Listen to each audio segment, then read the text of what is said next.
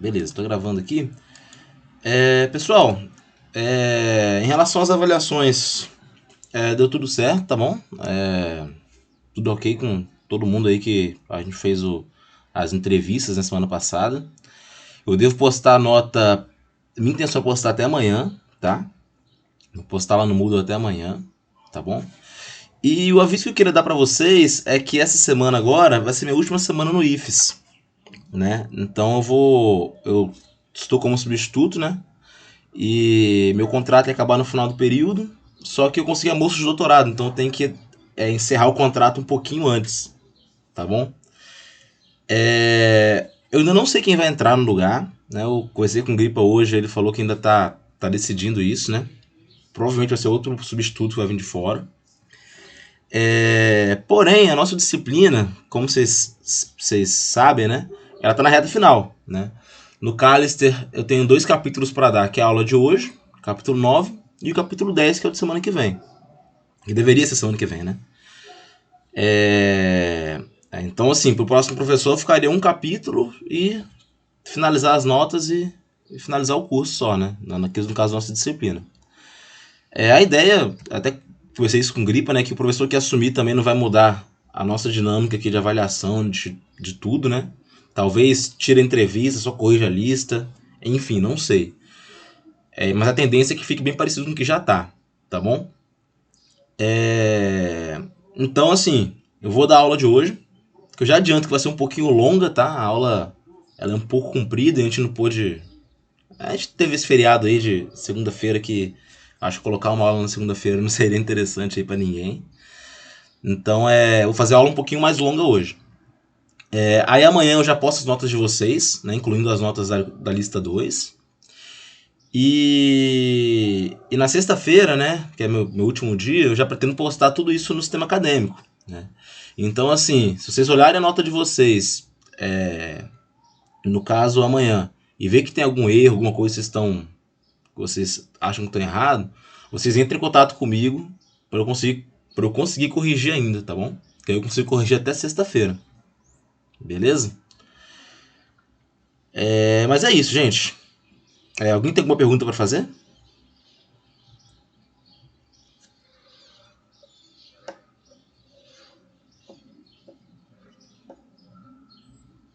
Tranquilo, né? Beleza, então, gente. No final de contas, tudo dá certo.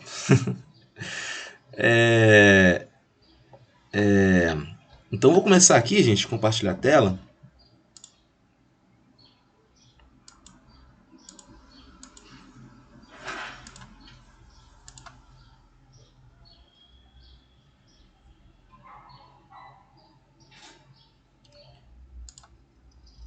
Enfim, a tela está compartilhada, né? Diagrama de fases. Caso vocês não consigam enxergar mais, vocês me falam, tá? Mas tá aí a aula de hoje. Bom, gente, novamente, essa aula é longa, né? Então algumas coisas eu vou passar um pouco rápido, né? Se eu ver que tá prolongando muito, eu vou dar uma cortada no meio aqui da aula pra gente tomar uma água no banheiro e depois voltar, tá bom? E é isso, né? Qualquer dúvida, vocês, por favor, me interrompam e perguntem, tá? Essa matéria aqui, ela é muito importante para todo o restante do curso, beleza?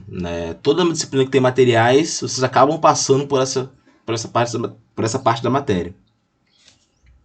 Então vamos lá. Diagramas de fase, o capítulo 9 do livro do Callister, né? O objetivo desse capítulo, né, é ensinar vocês como que a gente esboça e interpreta, principalmente interpreta um diagrama de fase, tá bom? De uma liga metálica. Aqui a gente pensa em ligas metálicas, mas poderia ser outro tipo de liga também. Outro tipo de composto, né? Um composto cerâmico, enfim. A ideia do diagrama de fase, quando a gente interpreta, é conseguir prever a microestrutura de alguma liga determinada. Eu sabendo, obviamente, a composição, as condições de equilíbrio, né, e a temperatura. E dada uma certa composição de uma liga de ferro-carbono, que é a principal liga que a gente estuda aqui, é importante que a gente aprenda a analisar e identificar composição, fração mássica, fases presentes, as microestruturas presentes, né? E com isso também, se a gente sabe a microestrutura, a gente vai conseguir determinar as propriedades mecânicas dessas ligas. Beleza? Então a ideia desse capítulo aqui é ensinar vocês a olhar o diagrama de fase e tirar a informação dele. Observar quais informações a gente consegue extrair desse diagrama de fase. Né? Tem uma imagem aqui de diagrama de fase, né? Que é algo que a gente tem um primeiro contato quando a gente estuda aquelas mudanças de fase de água, gelo, vapor, né? A gente já viu isso, né, no passado, só que aqui é um pouco particular. Né? Esses diagramas são úteis para a gente entender alguns processos como fusão, fundição, cristalização, né? Para entender o conceito de limite de solubilidade. Né? Os diagramas de fase eles são as ferramentas que a gente vai utilizar para prever a microestrutura de uma certa liga. Então, vou falar o seguinte, eu tenho uma estrutura aqui de uma liga ferro-carbono com 1% de carbono a 800 graus Celsius. Que fase está presente? Né? Que microestrutura vai estar presente? Né? É possível a gente identificar isso através do diagrama. Né? E toda vez que eu falo microestrutura aqui, gente, é um tipo de fase, um tipo de componente, né? A gente pode tratar também como microconstituinte, né? Que está dentro do material, né? Que está dentro do material da liga como um todo, né? Por exemplo, a liga ferro-carbono, ela tem uma fase alfa e uma fase gama e uma fase líquida. Né? Fase alfa e gama são fases sólidas. Né? A fase alfa tem uma estrutura CCC, tem uma microestrutura CCC, né? A fase gama tem uma estrutura CFC. Né? Então, assim, cada fase vai ter características diferentes. Né? Por isso que é importante distinguir o que é o que e em quais situações essas fases aparecem. Tá bom? Não só por causa do ferro-carbono, que é o que a gente mais tem contato aqui, mas também pro caso do diagrama para outros diagramas, né? Como, por exemplo, ligas de zinco, ligas de latão, né? Que é cobre com zinco, ou liga de bronze, né? Que é cobre com estanho, enfim.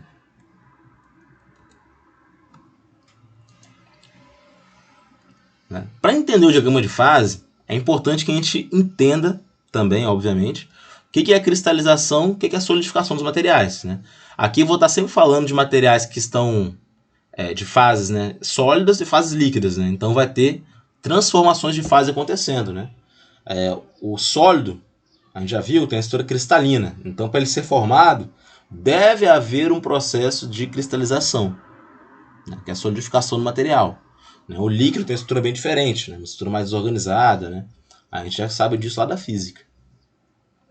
Mas vamos lá, alguns conceitos importantes. Componente.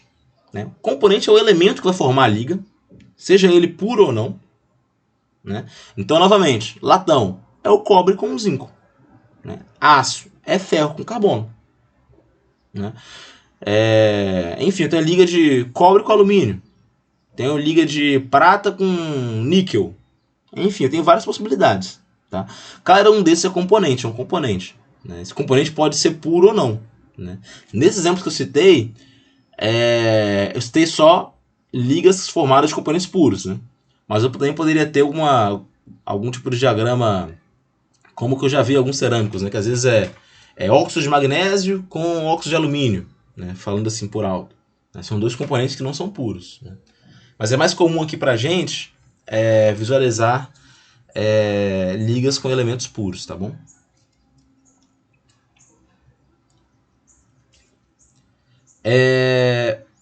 Em uma liga monofásica, os componentes são solvente e soluto. Né? Eu vou ter um solvente e um soluto, né? Quando eu tenho só dois componentes. Da mesma maneira que a gente tem naquelas soluções que a gente estuda na química, né? Só que aqui a gente está tratando de uma solução sólida. Sistema é a série de ligas compostas que podem ser formadas pelos mesmos componentes, né? Então, quando a gente fala de ferro-carbono, né, a gente fala do sistema ferro-carbono. Né? Uma liga que pode ser formada dentro do sistema ferro-carbono é o aço. Só que no próprio sistema ferro-carbono, eu tenho o ferro fundido, que pode ser formado. Então, essas ligas, elas compõem o que eu chamo de sistema ferro-carbono, que são todas as possibilidades de ligas que vão aparecer no diagrama de fase ferro-carbono. Tá? Esse é o sistema ferro-carbono.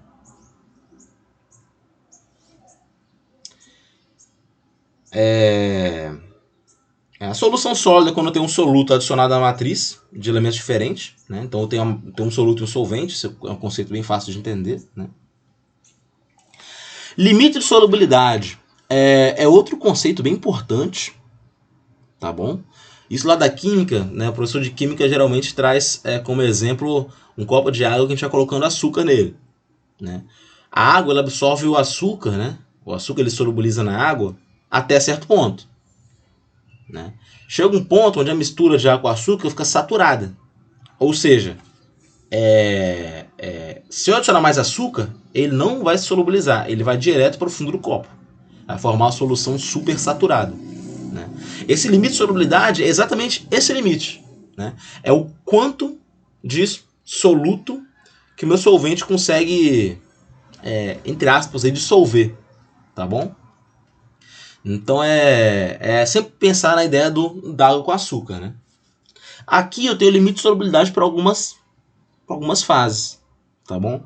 Que é a quantidade máxima de soluto para aquela fase estar presente. Né? Vai ficar mais claro o que é o limite de solubilidade quando eu mostrar o próprio diagrama para vocês. Tá? Mas como definição é a quantidade máxima de soluto que pode ser inserida na matriz de solvente para que se forme uma solução sólida, como está mostrado aí. Obviamente, o limite de solubilidade ele vai variar com a temperatura e pressão. Aqui a gente nem olha muito para a pressão, né? Aqui no geral. Mas para a temperatura a gente vai olhar. A gente sabe que temperatura vai fazer com que o limite de solubilidade varie. Então, assim, a água a 30 graus Celsius tem um limite de solubilidade. A água a 80 graus Celsius tem outro limite de solubilidade.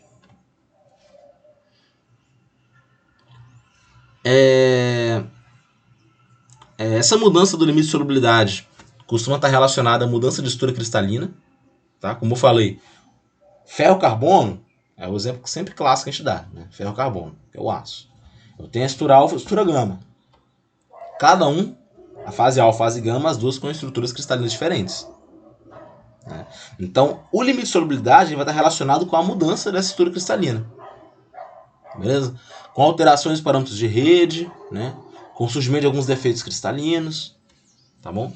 Mas, assim, quando a gente olha para o diagrama de fase, a gente vê claramente o limite de solubilidade.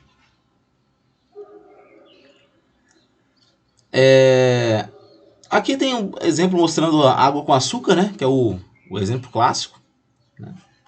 Aqui eu tenho um campo, né? Que é o de solução líquida. Né?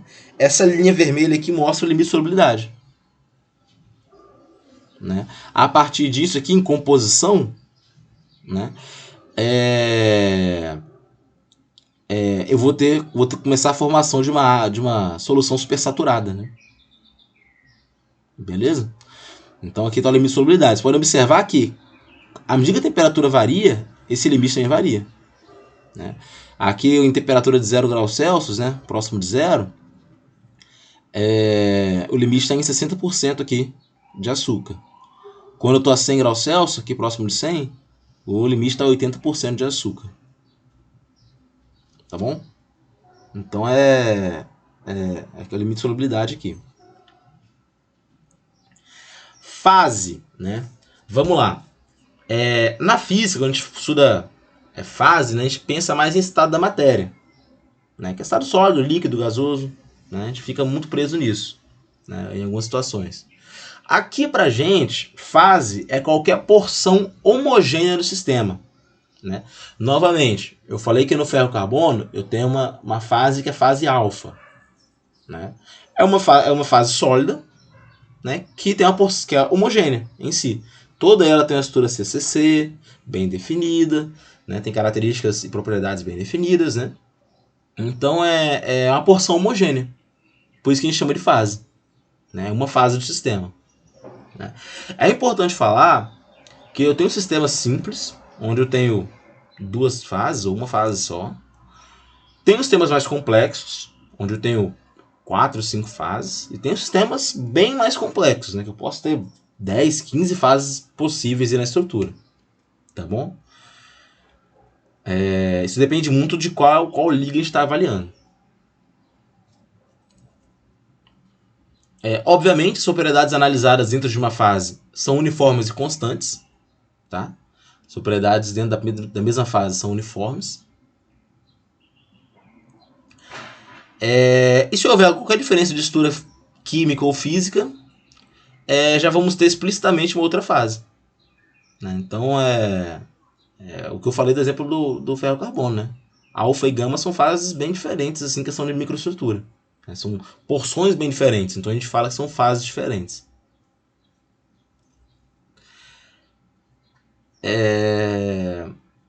Os materiais que possuem apenas uma fase são chamados de monofásicos, né? Obviamente, ou homogêneos.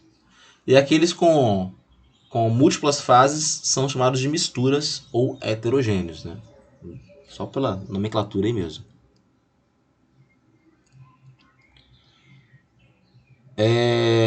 Geralmente, materiais multifásicos são mais comuns, né? Porque eu consigo conciliar propriedades diferentes de fases diferentes, o que é interessante, né? E sempre que houver mais de uma fase no material, vai haver uma separação física e notória de suas propriedades, né? Então, assim, novamente pensando no ferro-carbono. Se eu pegar a estrutura do ferro-carbono, né, na parte do diagrama de fase, onde as duas fases coexistem em equilíbrio, eu vou conseguir distinguir claramente o que é o que. É claro, assim, o ideal é que eu faça alguma preparação assim, metalográfica para conseguir visualizar. Mas, se eu gerar o contraste, eu consigo distinguir os dois.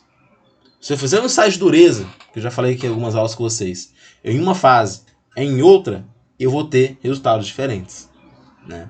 Então, eu vou ter a separação física das fases mesmo. Outra coisa importante, não vamos confundir material multifásico e monofásico com material monocristalino e policristalino, tá bom? Multifásico e monofásico é em quantidade de fases, né? Como o próprio nome já diz. Monocristal e um material policristalino é pela quantidade de cristais, né? Lembrando que os cristais, que eu digo até mesmo posso falar que os grãos aí no caso, né? O material policristalino, que eu vou ter vários grãos separados pelas fronteiras, lá, os contornos de grão. Dentro de cada grão, eu posso ter duas fases. Posso ter várias fases, né? Se for um material multifásico. Então, assim, uma coisa não tem nada a ver com a outra. Tá bom? O material monocristalino, que é um grão só, esse grão, se ele for um material multifásico, pode ter várias fases também, mas vai ser um grão só, né? Lembrando que o grão ele se refere a um tipo de organização atômica. Tá? É o arranjo o arranjo pelo qual os átomos estão organizados. Tá? Então, de um grão para outro tem uma pequena desorientação, né? Uma inclinaçãozinha que eu mostrei para vocês algumas aulas atrás. Então, não confundam isso. Aqui tem um diagrama para uma solução de água com sal, né? Como vocês podem ver, né? Tem 3 regiões bem diferentes, né? Como mostrado aqui, né? Dada a temperatura e a composição, bem exemplificados, né? Vocês podem ver que eu tenho regiões onde tem uma fase só, aqui em cima solução líquida, é uma fase só, é o líquido, né? E tenho 2 outras regiões aqui, onde 2 fases coexistem em equilíbrio, né? Aqui no caso seria o gelo mais a solução, e aqui na direita o sal mais a solução, tá?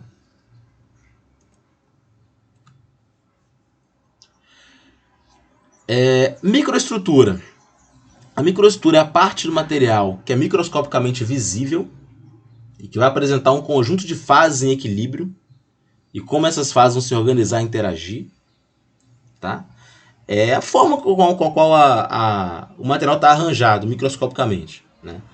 Quando eu falo de microestrutura, Vamos falar bem assim. Eu quero fazer uma análise da microestrutura do material X. O que eu vou avaliar? Qual é o tipo de estrutura cristalina? Qual o tamanho de grão? Qual a porcentagem de fases presentes? Tudo isso aí compõe o que eu chamo de microestrutura. Tá bom? Se eu tenho muitos defeitos, né? Isso aí é tudo tudo a microestrutura do material. Beleza? Então às vezes a gente fala que a microestrutura é CCC, né? Só que a microestrutura não se define só pela estrutura cristalina. Define também depende de outros parâmetros também, né? Como tamanho de grão, densidade de discordâncias, outras fases presentes, enfim, nós temos várias possibilidades aí. Vazios, enfim. Vários fatores aí interferem no que a gente chama de microestrutura. Né? Obviamente, microestrutura está relacionada à propriedade. Tinha até isso numa lista aí atrás, né? Acho que foi na primeira lista ou na segunda lista. Que, lembrando, se eu pensar na aplicação de um material, eu tenho que pensar nas propriedades que ele precisa ter. Se eu penso nas propriedades que ele precisa ter, eu tenho que pensar em qual microestrutura vai me dar essas propriedades. Estão relacionados esses conceitos de propriedade e microestrutura. E se eu souber a microestrutura, eu tenho que definir qual tipo de processamento eu tenho que submeter esse material para chegar nessa microestrutura. Então eu faço processamento para chegar na microestrutura, que vai me dar essas propriedades que são adequadas a certa aplicação. Tá bom? Então são os 4 pilares aí da engenharia de materiais. Né? A gente tem que saber a diferença bem clara entre microestrutura, fase e componente. Tá? Aqui tem um exemplo bem claro, ó, tá até destacado aqui no desenho, né? Puxou para cá. Que é uma estrutura que a gente vai conhecer hoje aqui, que é dentro do ferro carbono, né? Que é a microestrutura de perlita. Né? A perlita ela é composta de outras 2 microestruturas que estão desenhadas aqui, que é a ferrita e a cementita. Né? Aqui nesse caso elas estão dispostas em lamelas, né? Ferrita e cementita em lamelas, medal que a gente chama de perlita, microestrutura perlita. Então a microestrutura nesse caso é a perlita. Bifásica, por quê? Porque eu tenho 2 fases, tem a fase da cementita e a fase da ferrita. Tá? E os componentes são ferro e carbeto de ferro. Né? Então, assim, a gente consegue diferenciar o que é microestrutura, o que é fase e o que é componente. Tá bom? Muitas vezes, gente, eu vou falar isso depois, eu não vou nem falar isso agora não, mas é porque o sistema ferro-carbono, algumas vezes ele é tratado como sistema ferro-carbeto de ferro. Né? Porque o carbono ele não está livre e solto. Ele está sempre no formato de carbeto de ferro, junto do ferro. Né? Então, alguns livros podem trazer sistema ferro-carbono, onde os 2 componentes principais são ferro e carbono. Mas a maioria traz como ferro-carbeto de ferro, que é o Fe3C. Né? Que é também um sistema, só muda aí a referência. Né? Eu vou falar sobre isso depois. Aqui é a microestrutura de um ácido inoxidável austenítico, 316, né, que é a nominação que a gente dá para o aço. Tá? Vocês vão ver um pouco mais sobre isso em matéria comum. É quase que 100% monofásico aqui nesse caso. Tá bom? Então eu tenho quase uma fase só. Austenítico aqui é a única estrutura, microestrutura dele presente, né? Praticamente, assim, quase 100%. É a austenita, que é outra fase presente no aço. Mas eu vou falar um pouco mais sobre essas fases daqui a pouco, tá, gente? Deixa eu tomar um gole d'água.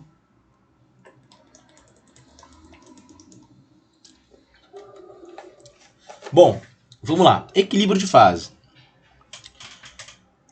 O equilíbrio, no caso de transformação de fase, pode ser chamado de energia livre ou energia de Gibbs. Né? Essa energia vocês já devem ter visto aí estudando termodinâmica, provavelmente. Mas é porque essa energia ela é uma entidade termodinâmica que vai depender da energia interna do material. Portanto, vai depender da entropia do material, do seu grau de desordem. O equilíbrio nesse contexto ele pode ser entendido como uma condição, né, onde não existe energia livre suficiente para que haja alterações nas fases e na microestrutura presente. Então a ideia é que no equilíbrio eu tenho uma energia livre mínima, né? Eu tenho um estado energético baixo de maneira que eu não consiga produzir novas mudanças. Eu alcanço um estado equilibrado. Tá bom? Então, quando ele fala de diagrama de fases, né, na verdade o nome é diagrama de equilíbrio de fases, né, que é onde as fases estão em equilíbrio. A gente vai identificar isso. Obviamente, chegar nesse equilíbrio depende de temperatura, de concentração, de pressão, de vários outros parâmetros, né? Para o caso de materiais sólidos, geralmente não tem energia livre para provocar essas alterações de temperatura ambiente. Entretanto, vai ter uma alteração constante, quase imperceptível na estrutura, né, em todo o material, devido ao fato de o processo de transformação serem muito lento nos sólidos, né? Então, assim, vai haver uma alteração bem lenta, assim, que ela, na verdade, ela corre tão lentamente que ela só se concluiria no infinito. A gente costuma dizer isso, no tempo infinito, né? Então a gente fala que o material sólido, né, ele está no estado de quase equilíbrio, né? Ou ele é um material metaestável, como está escrito aqui.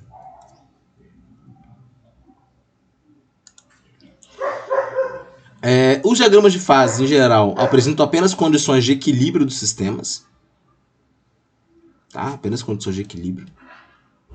Os diagramas de fase apresentam, né? Então, por isso que a gente chama de diagrama de equilíbrio de fases, tá? Mas é comum a gente chamar só de diagrama de fase. E bem, o diagrama de fase, ele nada mais é que um mapa, né? É um mapa, pra gente aqui, onde a gente vai ter no eixo Y a temperatura, no eixo X a composição, e se eu souber a temperatura e a composição, eu vou conseguir traçar um ponto no diagrama. E vou identificar o ponto nesse diagrama, ou nesse mapa, né, qual fase está presente, ou quais fases estão presentes nesse ponto, né? Qual fase ela é estável naquele ponto, né? Isso, falando de maneira mais correta, né? Então o diagrama de fase pode ser entendido como um grande mapa, né, podendo ser mais simples ou mais complexo. As principais variáveis para formar um diagrama de fase são temperatura, composição e pressão, né? A gente tem um diagrama de fase de um único componente, que é um diagrama unário, né, que é o diagrama aí para água, por exemplo, né? É um diagrama que tem um componente só. A gente bota a temperatura e bota a pressão aí, a gente consegue traçar aquelas curvas que a gente vê lá em termodinâmica, né? Um diagrama de fase unário. Eu tenho diagramas binários, né, onde eu tenho dois componentes, ferro, carbono, cobre, zinco, por exemplo. Dois exemplos aí. Esses diagramas podem ser isomorfos eutéticos, né, mas eu vou entrar nesse mérito um pouco depois. Esses diagramas de fase eles podem conter compostos intermediários, tá? É um outro tipo de diagrama. E eu posso ter diagrama de fases ternários, né, de materiais cerâmicos. Tá bom?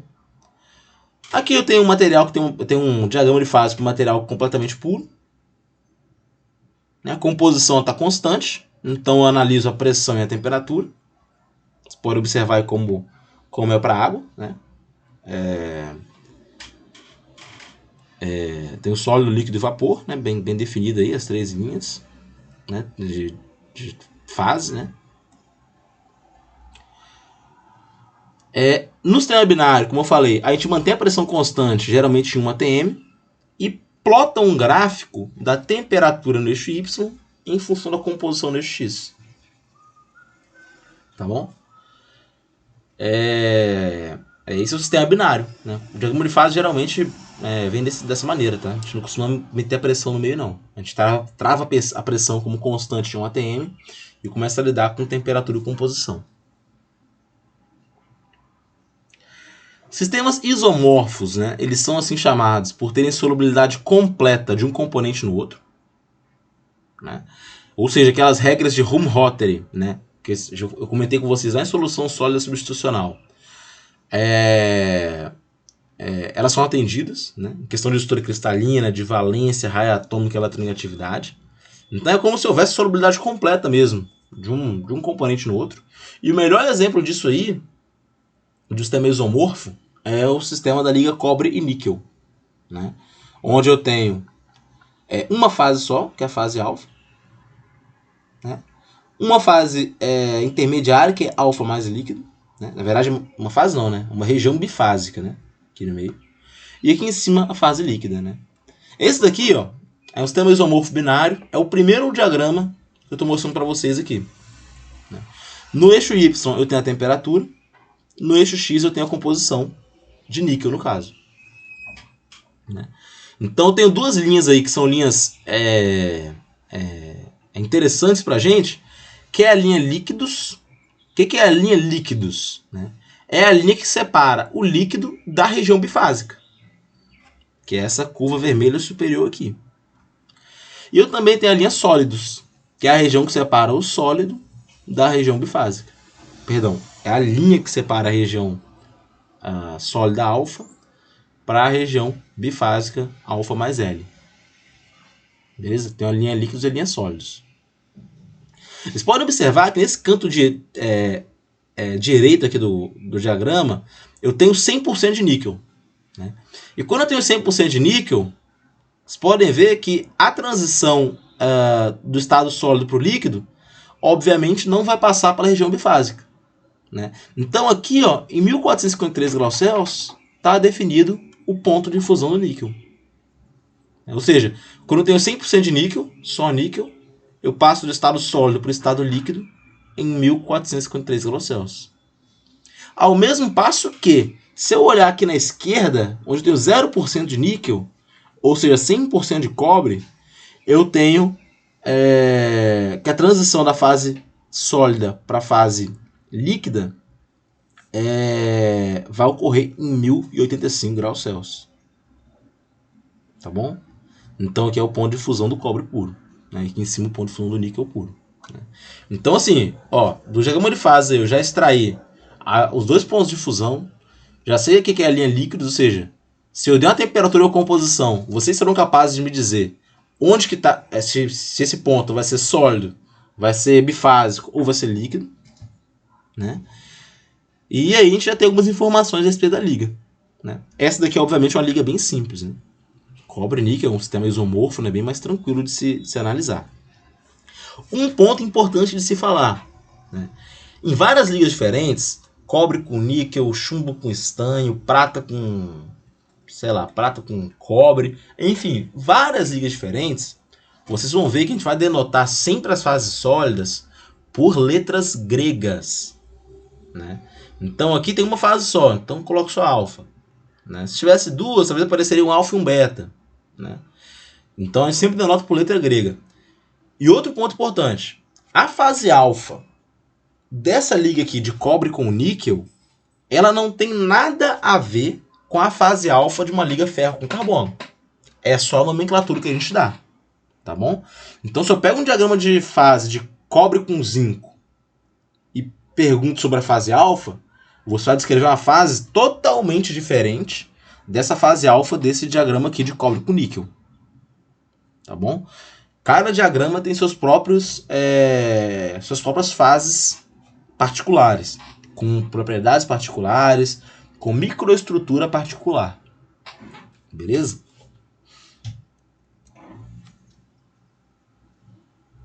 Aqui está falando isso, né? Fase alfa, que é a completa solubilidade dos elementos, né? É importante falar que essa fase alfa ela é homogênea,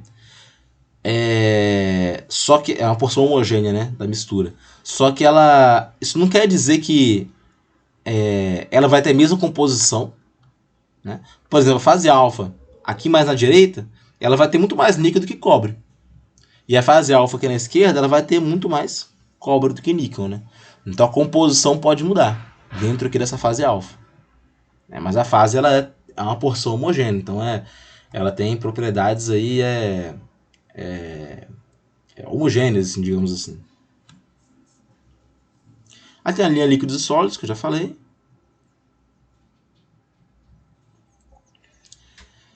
É importante falar o seguinte, vamos lá. Esse diagrama de fase ele aparece geralmente assim, ó. Eu tenho aqui o diagrama, aí eu traço aqui uma reta, vou desenhar aqui só para mostrar para vocês. Vou desenhar uma reta aqui, vou botar uma cor mais chamativa, um azul aqui, deixar a linha até mais grossa. Isso que é bom fazer no PowerPoint. Tá. Vamos supor que eu estou indo de cima para baixo aqui, nessa vertical. Né? O que aconteceu com a estrutura do material? Ela partiu de estado líquido, veio descendo, à medida que eu desci a temperatura, ou seja, que eu resfriei, eu entrei no campo bifásico de alfa mais líquido, né? Ou seja, cheguei num ponto aqui, depois que eu ultrapassei a linha líquidos, a fase alfa começou a se formar.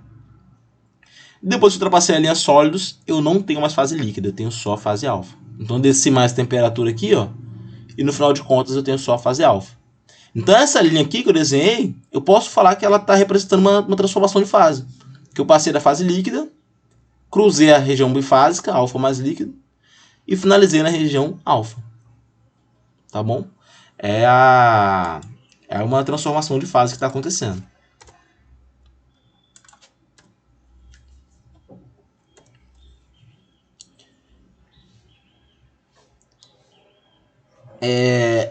A gente pode extrair aí do diagrama de fases qual fase está presente, né? Quais fases estão presentes, né? Em certa composição e temperatura.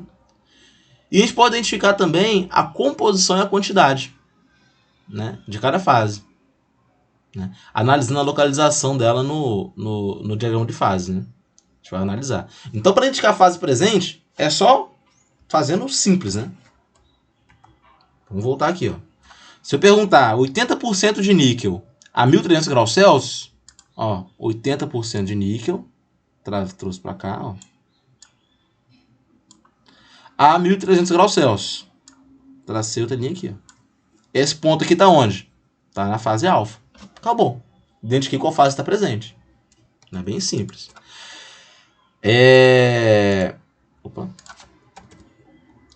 Para determinar a composição da fase, eu tenho que pensar o seguinte. Se eu estou na região de alfa ali, e eu quero saber a porcentagem de alfa, vai ser sempre 100%, porque eu tenho só alfa. Né? Então a gente fala de composição das fases em regiões bifásicas. Né? A ideia é eu pegar qualquer ponto aqui nessa região bifásica e saber qual é a porcentagem de fase alfa e qual é a porcentagem de fase líquida. A ideia é essa. Tá bom? Eu tenho uma maneira de se calcular isso, né? De saber em qualquer ponto aqui dentro dessa região bifásica qual é a porcentagem de alfa e qual é a porcentagem de líquido.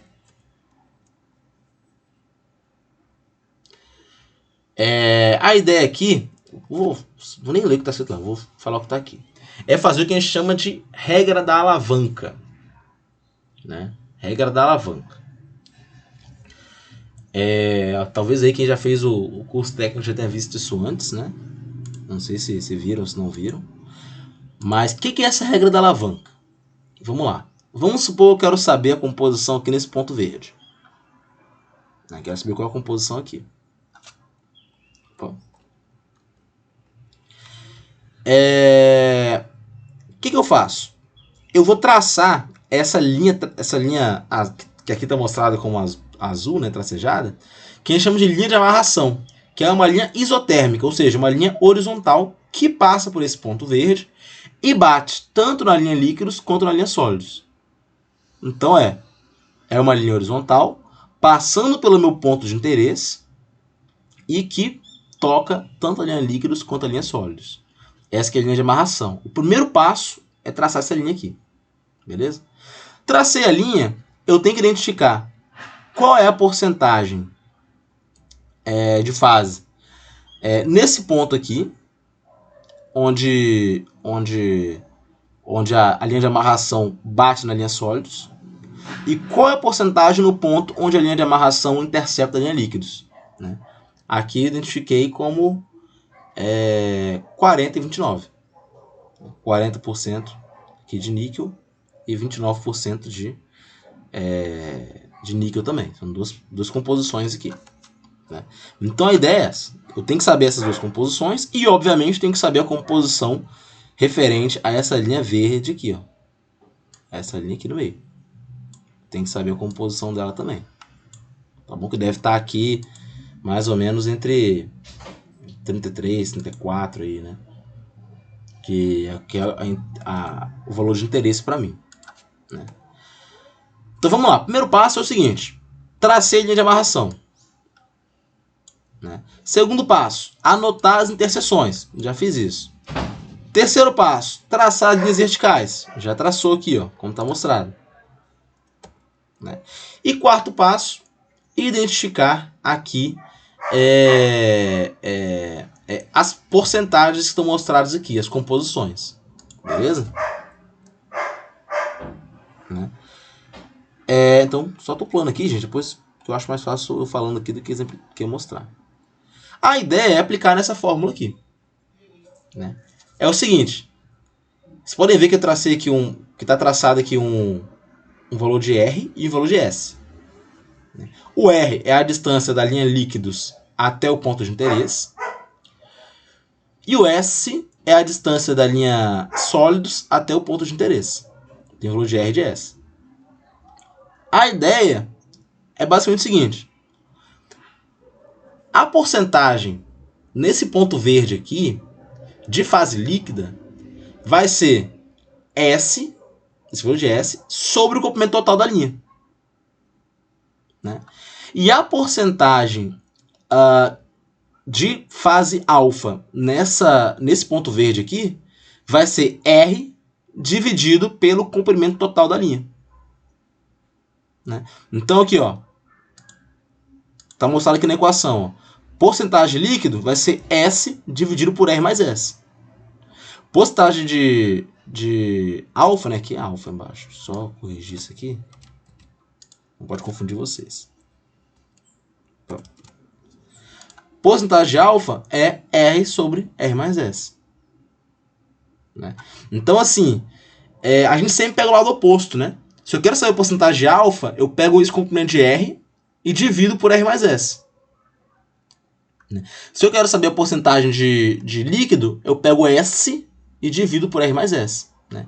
É claro que esse valor de R e de S nada mais é, né, do que uma subtração aqui das composições, né? Se eu falar que esse valor do meio aqui, ó, vamos lá, só para supor, ele é 34, só para brincar aqui com vocês, 34. S vai ser 40 menos 34.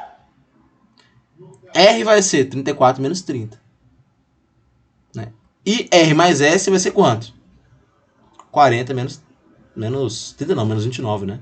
Que é o ponto aqui que tá batendo. Que a gente tinha anotado antes, tá? Então é isso, gente. Já aplicar na fórmula. Aqui já tá tudo mostrado. A fórmula tá colocada aqui até como composição de alfa. Esse C0 aqui é a composição bem aqui no ponto que eu tô querendo analisar, né? C0. E bem, é isso aqui, né? Lembrando sempre, se essa liga aqui é só de cobre com níquel, se eu calculo 80% de cobre, obviamente vou ter 20% de níquel, né? Aqui, nessa região bifásica, eu tenho só alfa mais líquido. Se eu calculo que é 30% de alfa, eu tenho, obviamente, 70% de líquido. Tá bom? Se eu tenho 80% de alfa, eu tenho 20% de líquido, né? A soma das porcentagens tem que ser igual a 100%, né? Igual a 1 no caso. Então é isso, gente. Essa aqui é a regra da alavanca, né? Como mostrado aqui, ó. A ideia, então, sempre calculei a linha de amarração, achei as composições aqui embaixo, que eu botei 34, não vou até apagar, tá, gente? Foi só para mostrar. E aplico na fórmula, né? Acho que não tem muito mistério nessa questão da regra da alavanca, não, né? É bem intuitivo mesmo, né? É identificar as composições e aplicar na fórmula. Isso lembrando que vale para regiões bifásicas, tá?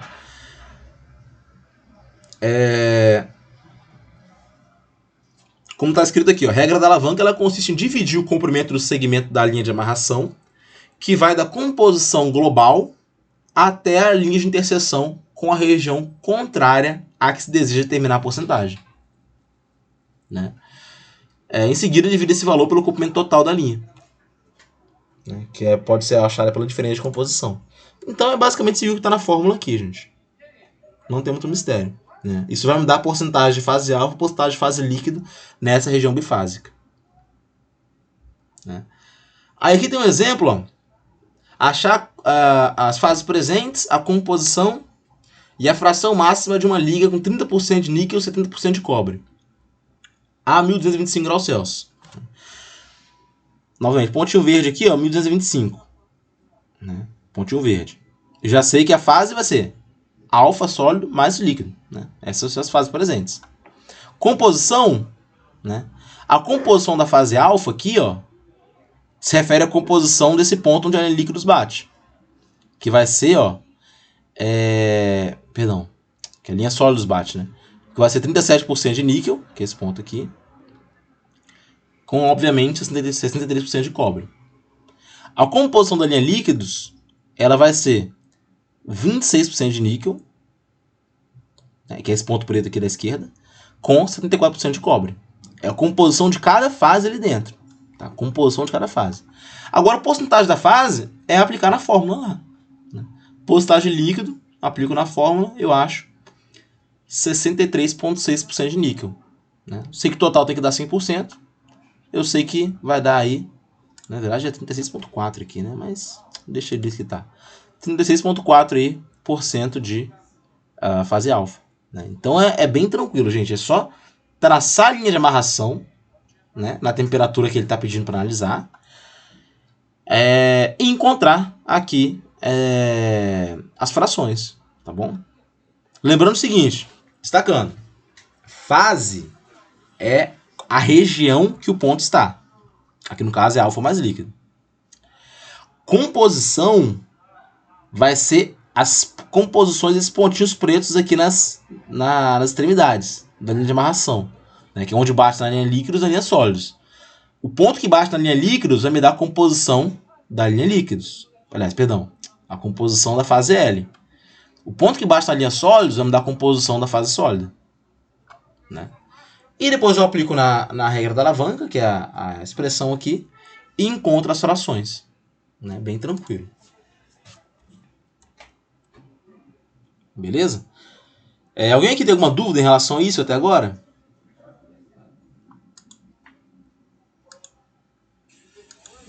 Tranquilo?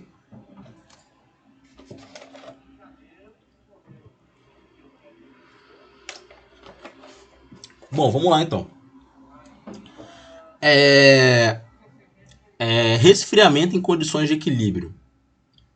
Né? O que acontece? Eu tenho duas situações. Eu tenho a situação onde o resfriamento acontece em equilíbrio e fora do equilíbrio.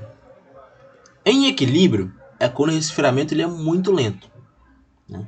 Você tem que lembrar lá do capítulo 5, que eu falei com vocês, que a difusão de átomos ela acontece em certa velocidade. Ela não acontece instantaneamente. Precisa de tempo para acontecer. Então, quando eu estou, por exemplo, passando da fase alfa para a fase líquida, eu estou tendo uma transformação de fase. Isso demanda tempo. Né? Então, para que essa transformação aconteça em equilíbrio, eu tenho que fazer muito lentamente, né? Para dar tempo de acontecer tudo. Tá bom? Então, quando eu falo de resfriamento lento, eu estou falando de resfriamento em equilíbrio. Tá? Aqui tem um exemplo muito claro. Aqui na esquerda, aqui nesse diagrama de fase, eu tenho o ponto A aqui em cima, que era só líquido. 35% de níquel. Vim descendo, bate aqui no ponto B, na linha líquidos, onde começou a se formar algumas partículas de sólido, como vocês podem ver aqui. Beleza, começou a se formar. Continua resfriando lentamente. Aqui no ponto C, eu já tenho mais fase alfa, mais fase sólida, como vocês podem ver aqui. Ó. A composição vai mudando. Aqui no ponto D, eu já tenho, ó, quase totalmente fase alfa. Né? Que eu dei tempo para essa fase alfa se formar de maneira homogênea. É algo que aconteceu no equilíbrio, tá bom? Vocês podem ver aí, ó, que no ponto E, que é o ponto final, a estrutura resultante é uma fase alfa, né? 35% de níquel, né? Só alfa, né? Ou seja, é um resfriamento que aconteceu sem alteração microestrutural, né? É algo que acontece no equilíbrio, né? Do jeito que era para ser mesmo, né? Acontece tudo bem equilibrado, né? Isso aqui é o que acontece quando tem um resfriamento bem lento, tá bom? Bem lentinho para acontecer isso, né? Aqui eu tenho a situação fora do equilíbrio, né? É onde a transformação acontece fora do equilíbrio. É um caso onde eu tenho algo mais rápido acontecendo, né? Vocês podem ver, ó, a mesma transformação só acontecendo fora do equilíbrio. Eu tenho aqui em cima só a fase líquida, ultrapassei a linha líquidos, eu comecei a nuclear a fase alfa, né? Aqui no ponto C' eu já tenho fase alfa, só que a fase alfa ela não tem tempo de se homogeneizar, né? Vocês podem ver que ela vai formando como se fossem vários anéis concêntricos, né? Onde no centro eu tenho a porcentagem maior de níquel, e à medida que eu vou indo para fora desse centro, a minha porcentagem de níquel está caindo, né? Como vocês podem ver aqui no caso de D', né? Onde tem uma estrutura quase parcialmente aí quase parcialmente aí já sólida, né? Já solidificada, né? E à medida que eu vou descendo, perceba que aqui no ponto E', eu já saio da região bifásica. Só que foi tão rápido o resfriamento que eu não tive tempo de transformar todo esse líquido aqui na fase alfa ainda. Então aqui, ó, a estrutura final é uma mistura danada. Eu tenho a parte líquida, eu tenho a parte interna, que é 46% de níquel, tem a parte mais externa, que é 30% de níquel, e é uma estrutura completamente irregular, heterogênea, né? A estrutura final, mostrada aqui em F', é isso aqui, ó. É um alfa, né? Uma fase alfa, com vários teores de níquel, variando, e com um resquício de fase líquida ainda. Então é uma bagunça, né? É essencialmente fora do equilíbrio. Por que isso acontece? Porque, como é algo rápido, não dá tempo da difusão acontecer. Então a transformação ela não acontece direito. Beleza? Então a gente tem esses dois tipos de transformação, né? No equilíbrio e fora do equilíbrio. Uma muito lenta e outra muito rápida, né? O resfriamento lento e o resfriamento rápido, né? Então, por exemplo, resfriamento lento. O que eu quero dizer com resfriamento lento?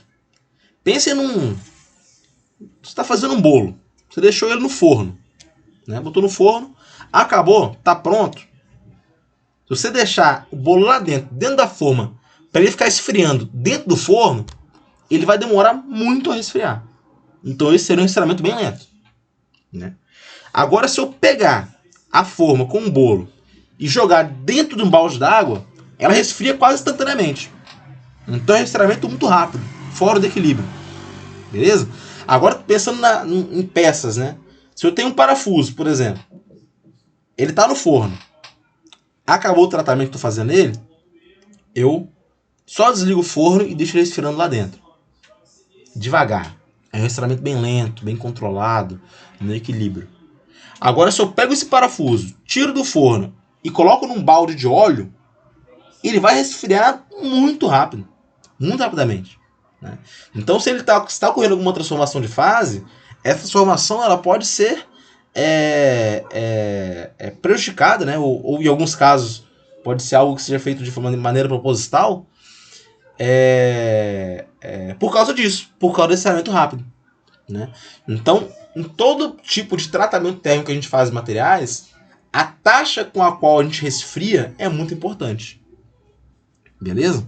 A gente vai ver isso um pouco mais pra frente também.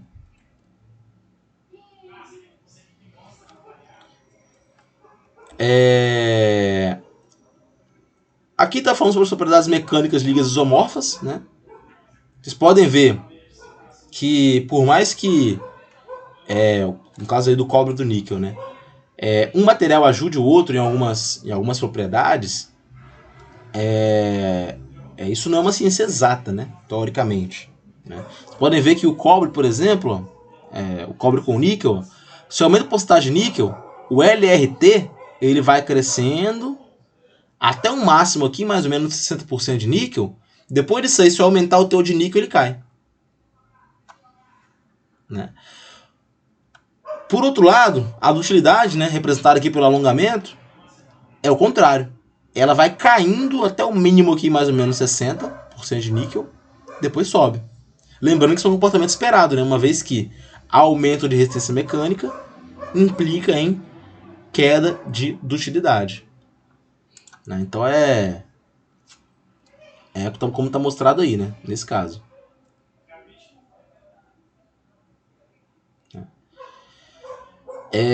Aí a gente tem que justificar isso, né? Que há um aumento seguido de uma redução de resistência mecânica em ligas isomorfas, né? Que é esse caso de ter um máximo, desse pico aí na curva vermelha aí.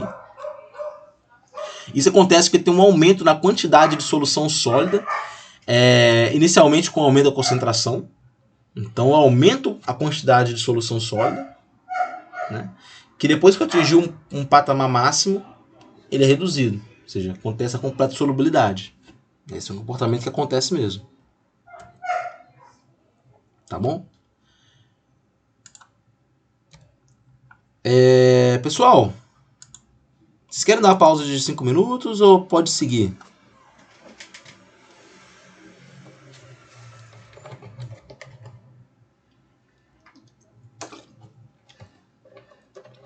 Não, vou dar continuidade então. Para não perder o fio da meada. Vamos lá. É importante falar também dos sistemas eutéticos binários. Né? Vocês vão ver bastante essa palavra de eutético. Né? O sistema eutético binário ele é composto por dois componentes que não se solubilizam completamente. Né? Sendo assim, eles vão formar mais de uma fase no estado sólido. Então eu não vou ter só um alfa, eu vou ter um alfa, um beta, um gama. Né? Vou ter várias fases aí coexistindo. Né? Aliás, não coexistindo, mas podendo coexistir. Né? Tem várias possibilidades de fase. Além da linha líquidos e sólidos, nesse tipo de diagrama aqui de sistema, né? Eu vou ter a linha solvos. Linha solvos, ela separa uma fase sólida de duas outras fases sólidas. Que é uma linha aí que vai dar um indicativo para a gente de solubilidade. Tá? O cálculo de composição e fração é o mesmo. Né? Então aqui, meus amigos, nós temos um diagrama de fase cobre-prata. Ou seja, uma liga de cobre com prata. Né? Vocês podem ver que o diagrama já é bem mais complicado, aí, de certa forma, do que aquele que a gente viu antes. Né? Vocês podem ver na esquerda que eu tenho a fase alfa, né? A região onde ela existe sozinha. E na direita aqui uma fase beta, que é uma região onde ela existe sozinha também. Na parte de cima aqui eu tenho a fase líquida. Né? E aqui eu tenho três regiões onde fases coexistem. Eu tenho a região onde alfa mais líquido coexiste. Tem a região onde beta mais líquido coexiste. E tem a região onde alfa mais líquido coexiste. Aqui embaixo. Se for observar que a linha solvos está aqui, ó, tanto que na esquerda quanto na direita, né, a linha GH e a linha BC, que são as linhas que separam uma fase sólida de outras duas fases sólidas. Né? É a linha solvos.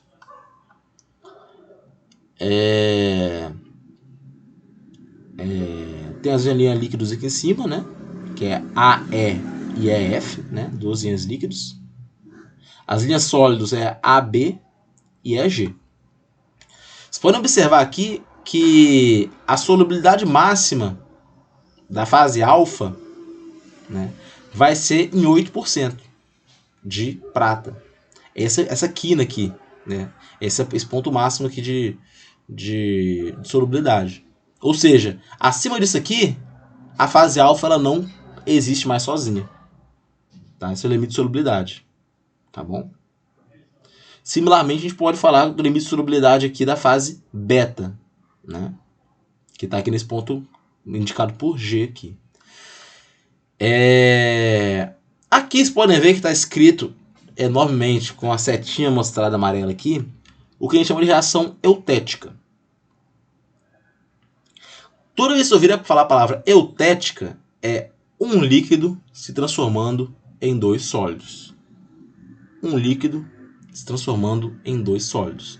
Então, nesse ponto E aqui, onde eu tenho 71,9% de prata a 779 graus Celsius, eu tenho um ponto eutético. Porque nesse ponto aqui, se eu resfriar o líquido, nessa composição aqui, e passar debaixo dessa temperatura que eu chamo de temperatura eutética, eu vou ter a formação de alfa mais beta. Tá? Então a reação eutética é a reação onde um líquido se transforma em dois sólidos, né? Seja no aquecimento ou no resfriamento.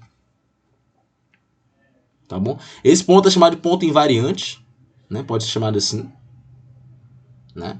E esse é o ponto eutético, né? Algumas ligas têm esse ponto eutético, né? Outras não, tá bom? Cabe a gente identificar se tem ou não um ponto eutético. No caso dessa liga de cobre com prata, vocês podem ver, ó, que o líquido aqui, ó, em 71,9% de prata, ele vai resfriar e vai se tornar alfa, que tem 8% de prata, com beta, que tem 91% de prata. Então a gente já sabe que a fase alfa é uma fase rica em cobre, e a fase beta é a fase rica em prata. Então aqui é o ponto eutético, como falado.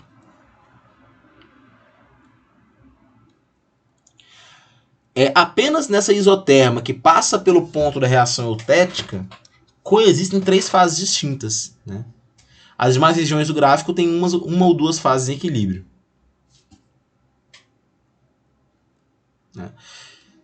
Geralmente as ligas que passam por um processo de fusão vão possuir uma composição próxima do ponto eutético, tá bom? A palavra eutética ela tem a ver com fusão, se eu não me engano, acho que é isso mesmo, né? Vocês podem ver aqui, apesar de ser parecido, aqui é outro diagrama de chumbo com estanho. Aqui eu tenho a reação eutética acontecendo aí no meio, como mostrado. Vocês podem ver que as temperaturas mudaram, as composições mudaram. A fase alfa e beta desse diagrama aqui é totalmente diferente daquela fase alfa e beta do outro diagrama, tá bom? É outro exemplo aí de sistema eutético.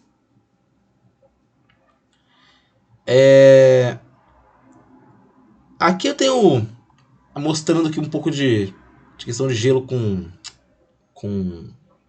água com sal, né?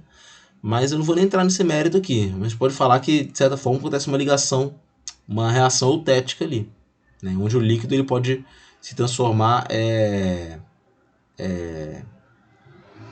fazer essa transformação em dois sólidos, né? Nesse caso. Tá? Mas eu não vou nem ficar perdendo tempo com isso. Aí tem mais um exemplo. Uma liga com 40% de estanho e 60% de chumbo a temperatura de 150 graus Celsius, o que acontece com ela? Né? Vamos ver o que está mostrado aí. Aqui a gente pode determinar as fases presentes. Né? Aqui, ó, você pode ver. Apesar de ser uma região mais larga, eu criei uma linha de amarração aqui. Regra da alavanca, mesma coisa. Eu tenho a C alfa, tenho C1 e tenho o C beta aqui. 3 composições. Fases presentes, né, nessa temperatura e composição. É alfa mais beta, né, 40% de estanho. Tá aqui, né? A temperatura de 150 graus Celsius, esse ponto B aqui. Então ele está dentro da região de alfa mais beta. Composição das fases. Né? A fase alfa aqui, né, ela vai ter 11% de estanho, né, e 89% de chumbo, né, que é esse ponto aqui, né, onde a linha de amarração bate, aqui nesse caso na linha Solvus. E a composição da fase beta está aqui. Né? Nessa C beta aqui vai ser exatamente esse ponto onde a linha de amarração bate na linha Solvus aqui da direita. Né? Que vai ser aí 98% de estanho e 2% de chumbo. Fração de fases é só aplicar a regra da alavanca. Tá bom? 98 menos 40, né? Que é esse trecho aqui, né? Esse trechinho pequeno aqui. Dividido pelo total, vezes 100, vai me dar a porcentagem aí de beta. Né? Não confundam composição com essa fração, tá, gente? A composição é eu pegar a fase beta e falar o seguinte. Essa fase beta tem 30% de estanho e 20% de chumbo. Perdão. 70% de um tem que ser 70% do outro. Né? 30% de estanho e 70% de chumbo. Essa é a composição. Eu me refiro ao elemento. A fração é, considerando essa região bifásica aqui, qual é a porcentagem de cada um desses elementos. Né? Nesse ponto B aqui, qual é a porcentagem de alfa e qual é a porcentagem de beta? Né? Então aqui a gente pode calcular, como mostrado aqui. Eu tenho 66% de alfa e 33% de beta. Como mostrado aqui. Né? É só calcular.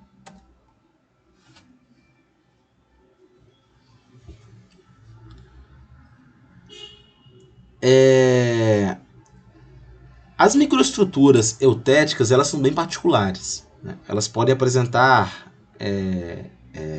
características bem distintas. Né? Então vamos lá. Aqui eu tenho 4 casos distintos de composição para esse sistema chumbo-estanho, que é o nosso exemplo aí. Eu tenho o primeiro caso de 0 a 2% de estanho. Segundo caso, de aproximadamente 15% de estanho. Terceiro caso, composição de 61,9% de estanho, que é a situação eutética, né, reação eutética.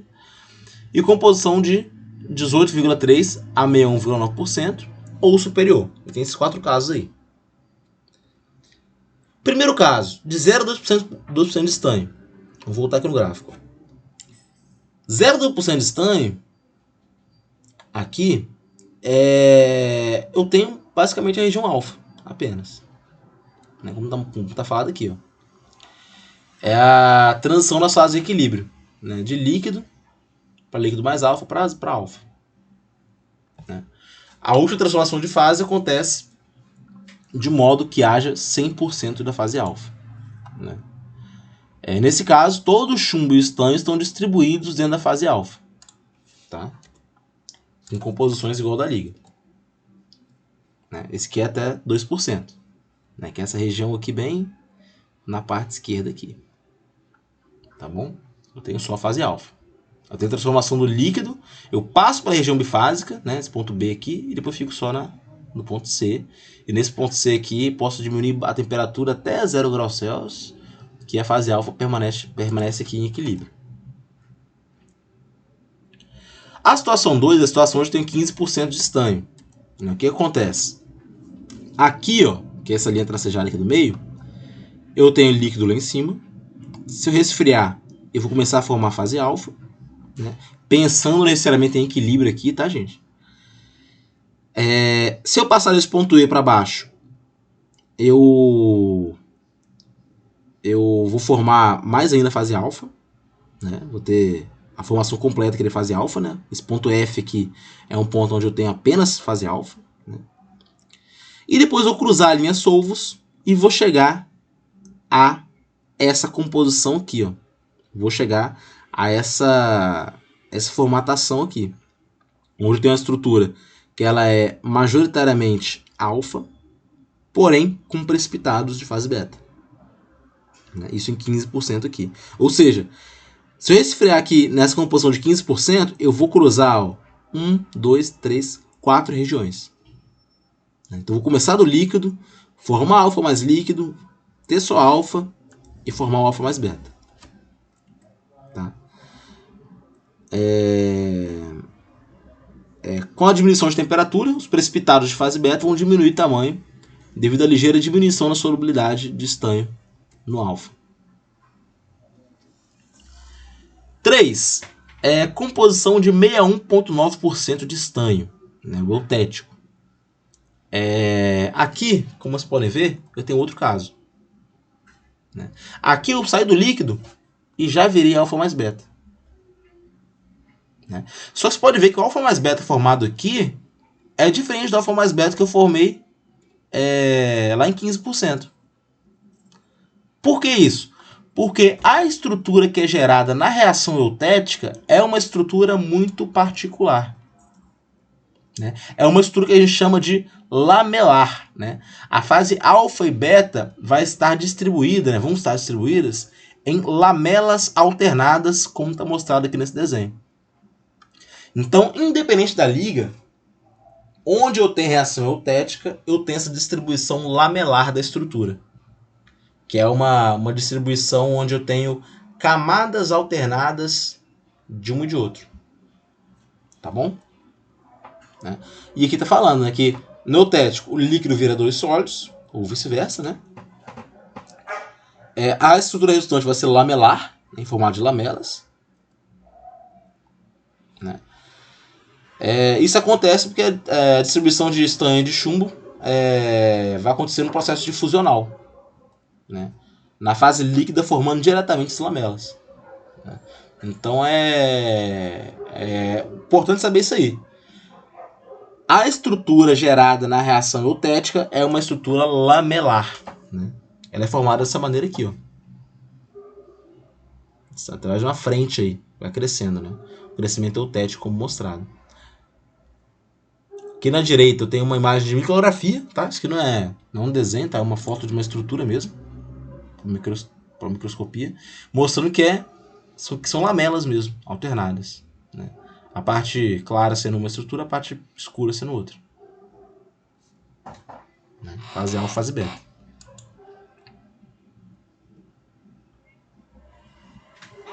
Beleza?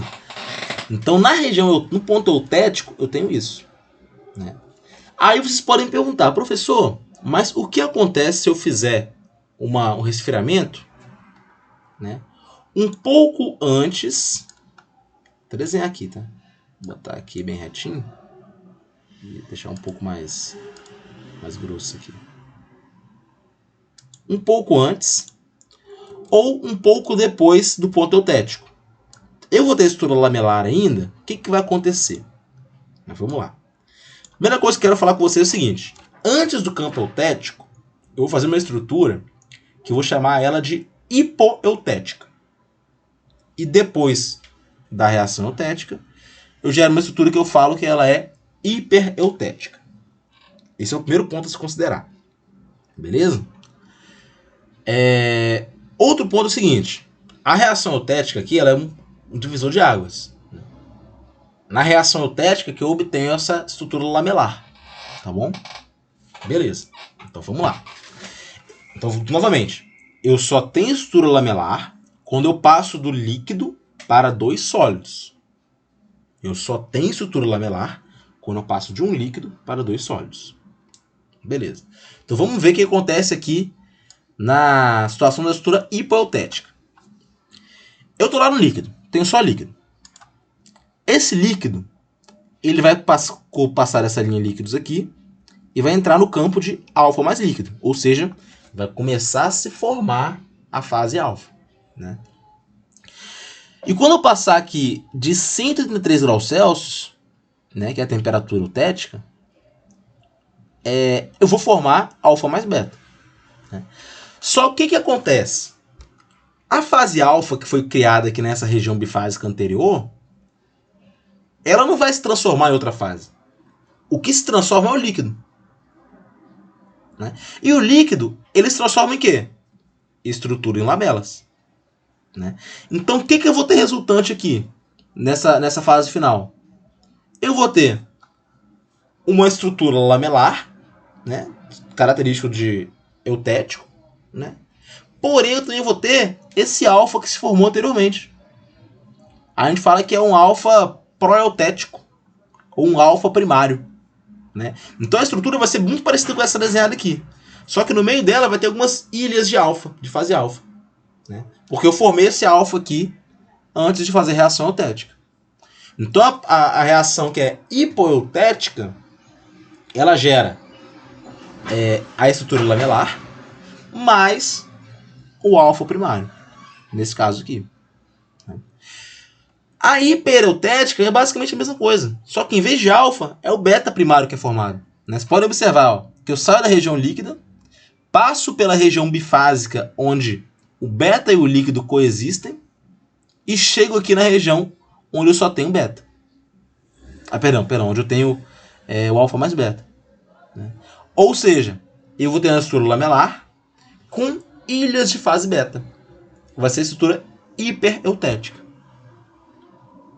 Beleza? Então eu posso falar que eu tenho a hipoeutética, a hipereutética e a eutética, nesse caso.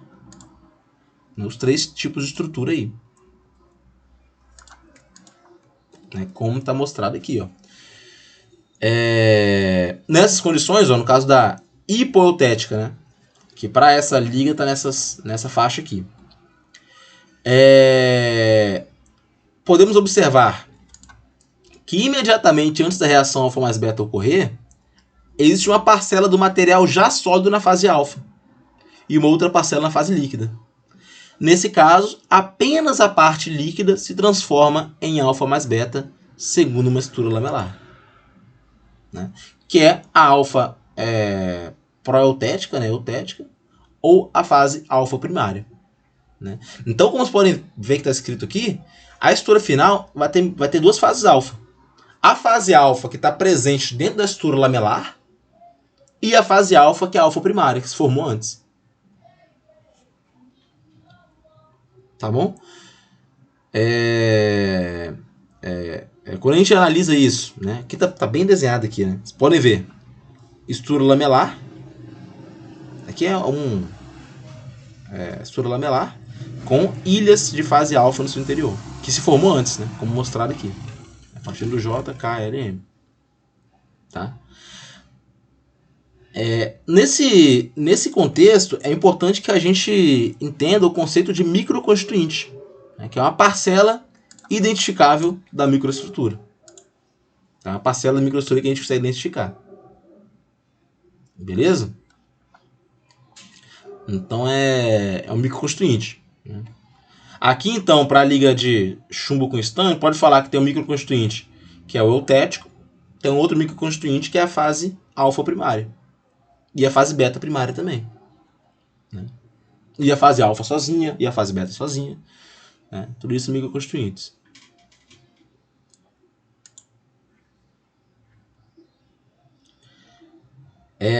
Aqui tem outra imagem, né, de microscopia, né, de um aço. Tá? Isso aqui é de um aço. Vocês podem ver que tem uma região eutética, que é onde tem a parte branca e a parte escura em lamelas. E eu tenho grandes partes, grandes é complicado, né? Grandes partes escuras aqui, que é a ferrita primária, que é a ferrita que se formou antes. Né? Então aqui é uma estrutura que eu chamo de hipoeutética. Nesse caso aqui. Tá? Se fosse depois, ia ser hipereutética, tá bom? A gente pode aplicar a regra da alavanca para determinar a quantidade de microconstituintes e quantidade de primário também. Né, de primário que eu digo é da fase que se formou antes. Né? Basicamente seguir essas equações que estão mostradas aqui. Né? A lógica é a mesma. Tá?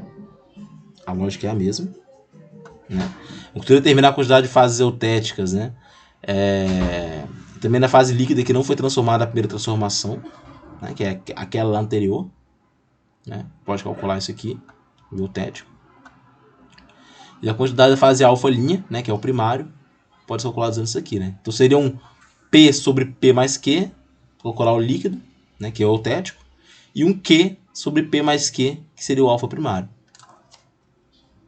Basicamente desenhar a linha de amarração e aplicar na fórmula. Né? A quantidade total de alfa pode ser calculada assim, através dessa expressão aqui, né? Considerando o que é P, Q e R mostrado aqui nessa imagem, tá? A quantidade de beta pode ser determinada dessa maneira aqui, como mostrado aqui embaixo. Né? Lembrando que o beta vai estar presente só na estrutura eutética. Né? Aqui tá novamente o índice está errado, só para vocês não confundirem depois. Mas é só aplicar na fórmula mesmo. Não acredito que vai ser complicado para vocês fazerem isso, não.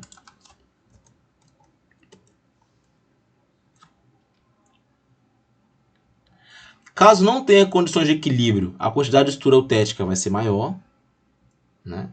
E além disso, vão ter regiões de segregação, né? Regiões zoneadas, assim, com um gradiente de concentração, né? A parte interna com a concentração diferente da parte mais externa do material. É o que é indesejado.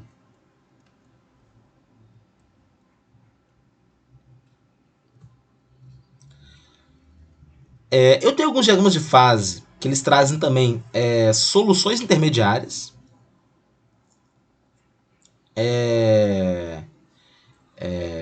São fases intermediárias que podem surgir aí na estrutura.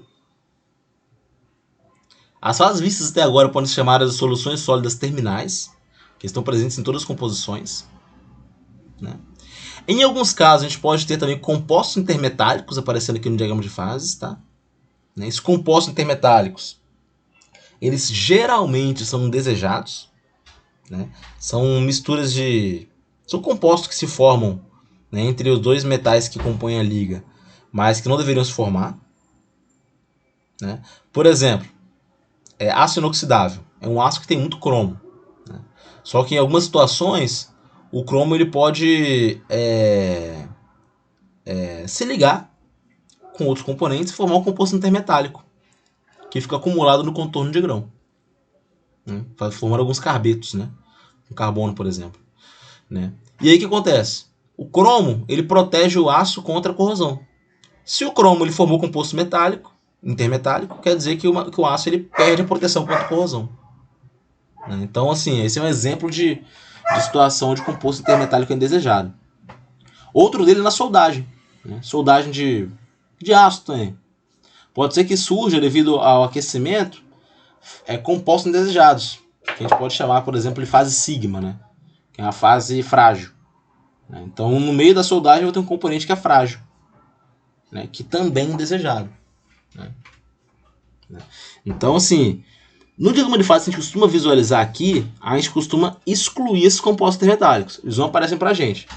Só que é importante saber que eu também tenho diagramas de fases mais complexos nesse sentido, né?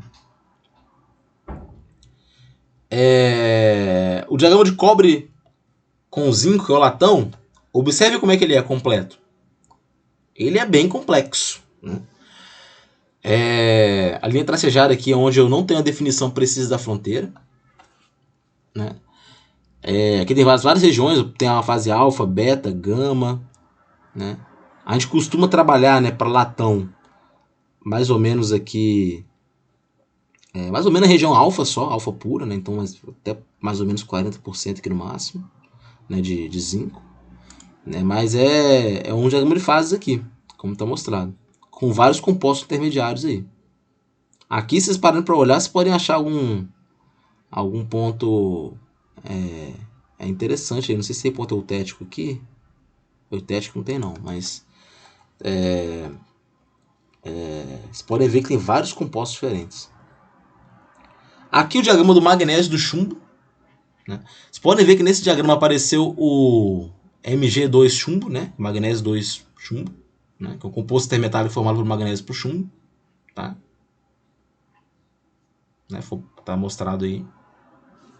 Ele aparece como se fosse uma fase aí, né, pra gente, né? Além da reação eutética, eu tenho que saber também o que é uma reação eutetoide, o que é uma reação peritética. A reação eutetoide, isso é só o nome que a gente dá, tá bom, gente? Eutetoide é um sólido que se transforma em dois sólidos, como está mostrado aí, uma fase sólida que vira outras duas fases sólidas. E a reação peritética é onde eu tenho um sólido mais um líquido se transformando numa fase sólida, né? Então eu tenho a eutetoide e a peritética, tá?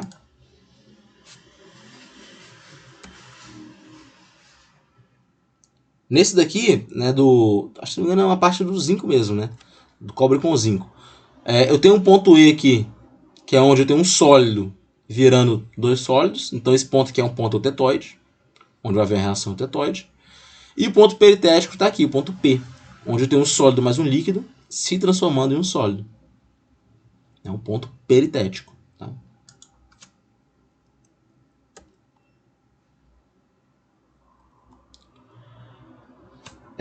Deixa eu dar mais um gole de água.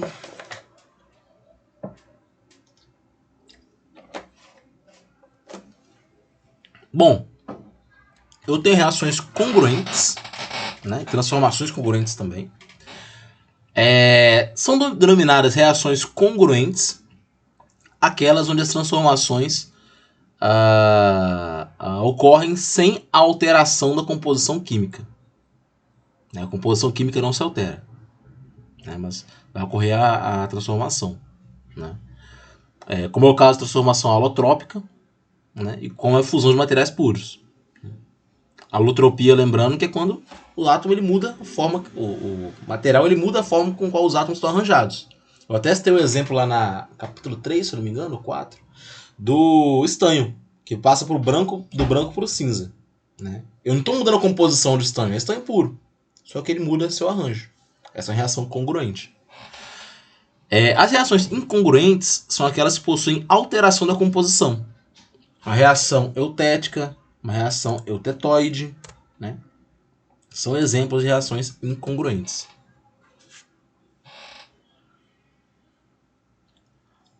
Tá? Isso aqui é mais para definição mesmo.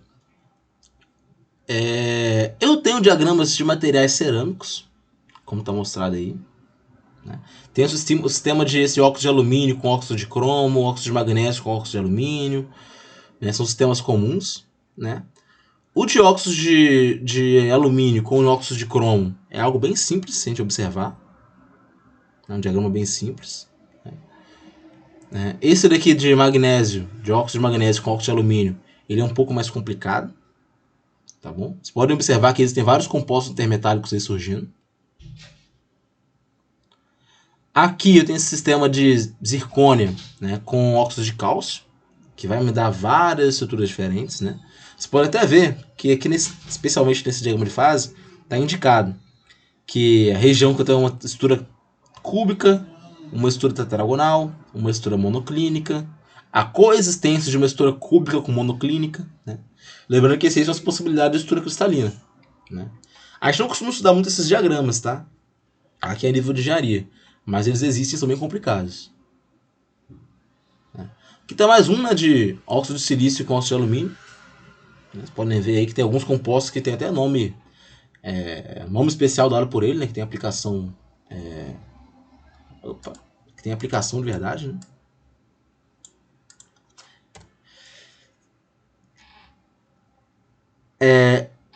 Pode ser também que vocês possam ver diagramas no formato de diagramas ternários, com 3 componentes. Só que eles são mais incomuns, né? Que são mais difíceis de interpretar, né? Qualquer composição aqui nesse caso pode ser mostrada aqui nesse triângulo, né? Que a gente chama de plano isotérmico. Então vocês podem ver aí que é um diagrama ternário, uma chamada. Beleza? Então a gente tem várias possibilidades de diagramas, né? Aqui a gente tenta focar nos mais simples e dar uma atenção especial para o diagrama ferro-carbono, já que o aço é o material que vocês mais vão estudar aqui nesse curso. Não quer dizer que vocês não vão estudar outros, mas o aço vai ser aquele que a gente vai mais estudar porque ele é mais difundido na indústria mesmo. Né? Então a gente vai focar mais no diagrama ferro-carbono. Eu tenho aqui a regra das fases de Gibbs. Né? O que é isso? Vai ser um critério para o número de fases que vai coexistir em um sistema em equilíbrio e vai ser exposto por essa equação mostrada aí. Né? Onde P é o número de fases presentes, F é o número de graus de liberdade, C é o número de componentes estáveis e N é o número de variáveis que estão associadas à composição, né? Temperatura, pressão, etc. Então é uma maneira aí de se relacionar todos esses parâmetros aí que estão mostrados no slide. Então, aplicando essa regra de fase de Gibbs, considerando o diagrama de fase temperatura, composição, pressão constante, ou seja, N igual a 1. Né? N é o número de variáveis, né? Que não são associadas à composição. Ou seja, com a pressão constante tem sua temperatura. 1. Componentes, prata e cobre. Então, 2 componentes, C igual a 2. No campo monofásico, a gente tem P igual a 1. Consequentemente, F igual a 2, né? Que é F número de graus de liberdade. 2 graus de liberdade, porque a temperatura e composição vão descrever as características aí dessa estrutura. Né? Se a gente tiver uma região com 2 fases presentes, né, que P igual a 2 e F igual a 1, apenas a temperatura ou a pressão vai ser necessária para descrever as características. Né? Então é mais um rigor aí, um rigor teórico, tá? Na prática, pra gente, que a gente não costuma utilizar muito assim, a nível de engenharia, a gente não costuma ver muito isso não, tá? Mais em comum. Agora vamos para finalizar a aula de hoje, o sistema ferro-carbono. Né? Esse sistema ele pode ser chamado algumas vezes de ferro-carbeto de ferro, né? Porque o carbono está junto do ferro formando o carbeto de ferro, né? Que é o Fe3C. Né? Então perceba, ou eu tenho duas opções, ou eu mostro o diagrama ferro-carbono, que vai da porcentagem de carbono vai de 0 até 100, né? Desculpa. A porcentagem de carbono vai até de 0 até 6,7, né? Que é o limite prático aí, né? Para a quantidade de carbono no ferro. Né? Então eu tenho ferro-carbono indo de 0 até 6,7% de carbono, ou eu tenho ferro-carbeto de ferro. O diagrama ferro-carbeto de ferro. Que a porcentagem vai de 0 até 100% de carbeto de ferro. Por quê? Porque quando eu tenho 100% de carbeto de ferro, eu tenho 6,7% de carbono. Tá? Então a gente pode chamar essas duas maneiras aí. Esse é um sistema eutético binário, com a presença de compostos intermediários. As fases presentes são a fase alfa e gama, as principais. Né? A alfa é a ferrita e a gama é a austenita. São duas fases presentes no aço, né? no diagrama ferro-carbono. A ferrita é CCC e está presente quando eu tenho baixa concentração de carbono. Essa fase também tem baixa solubilidade de carbono, né? Devido ao baixo volume intersticial da estrutura, CCC. E a austenita, CFC, ela está presente em temperatura acima de 727 graus Celsius em uma temperatura de 0 até 2,14% de carbono. Tem uma solubilidade maior de carbono porque tem um maior volume disponível de interstícios na célula CFC. Né? Então tem aí a fase alfa e a fase gama, a ferrita e a austenita. Né? É importante ver que vocês podem observar que a austenita ela existe só até 2,14% de carbono. Tá? Dependendo do diagrama, pode estar em 2,11, 2,1, né? Alguns autores costumam aproximar, mas é mais ou menos isso. A austenita está presente só nessa composição. Tanto que a gente costuma falar que aço vai só até essa composição de carbono aí. Acima disso já é outro tipo de material, não é aço mais. Por quê? Porque o elevado teor de carbono, a gente vai ver aqui, ele vai induzir certa fragilidade à estrutura. Então, acima de 2,14% já é demais. Né? Já está muito frágil. Né? A austenita aqui, ela é um composto dúctil, né? E vai estar presente aqui na hora que a gente for produzir o aço, né? Em alguns casos aqui, né? Então até 2,14% a gente costuma falar que é aço ainda. A partir disso a gente costuma falar que é ferro fundido. Né? Por que a gente dá esse nome? Assim que a estrutura é basicamente ferro e carbono, é similar. Por que, como eu falei, acima de 2,14%, até 6,7%, eu vou ter muito carbono. Então a estrutura vai ser muito frágil. Se ela é muito frágil, a única maneira que eu tenho de dar forma a ela, né, a esse material, né, botar no formato, sei lá, de um parafuso, de uma engrenagem, é se eu fundir ele e colocar num molde. Ou seja, fazer um processo de fundição. Eu não posso deformar para dar a geometria que eu quero. Porque se eu deformar, ele vai fraturar, porque é frágil. Né? Então a gente chama ferro fundido, porque ele só consegue ser produzido de maneira fundida. Né? Já o aço não. O aço eu posso, como ele é mais dúctil, eu posso deformar, eu posso fazer aqueles processos de conformação que eu falei com vocês algumas aulas atrás. Né? Eu tenho outras maneiras aí de se dar forma ao material. Aqui eu tenho a ferrita CCC, né? Como mostrado, a estrutura, e a CFC aqui. Né? Lembrando, tanto a ferrita quanto a austenita, né, são ferro e carbono. Só que esse ferro e carbono está organizado de maneira diferente em cada caso. E, obviamente, as propriedades serão diferentes. Aqui eu tenho a micrografia da ferrita e da austenita, como mostrado. Né?